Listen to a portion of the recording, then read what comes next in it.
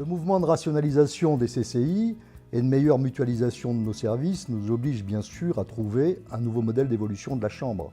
Nous avons engagé un travail de fond sur le nouveau business model de notre Chambre qui vise essentiellement à balayer notre offre de services à destination des entreprises et des territoires. Il faut définir ce qu'il faut créer, ce qu'il faut garder et enfin ce qu'il faut supprimer. C'est ce que l'on appelle la construction de la CCI de demain.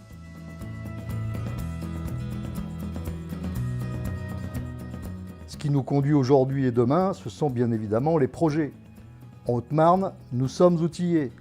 Il y a le projet CIGEO que vous connaissez avec 25 milliards d'investissements, le lac du Der avec ses équipements touristiques et ses 1 million de visiteurs par an, des savoir-faire incontestés sur le plan industriel dans les domaines du médical, de l'aéronautique, du ferroviaire, de l'énergie et de l'automobile pour ne citer que ces quelques exemples. Et puis, la présence de la Haute-Marne se jugera aussi sur la qualité et la motivation de ses représentants chefs d'entreprise élus. Il faudra donc être présent, opiniâtre et porteur de projet.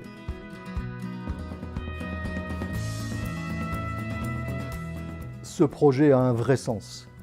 Nous portons des projets communs et en particulier CIGEO, qui est à la fois certes un projet industriel, mais doit devenir aussi un projet de territoire.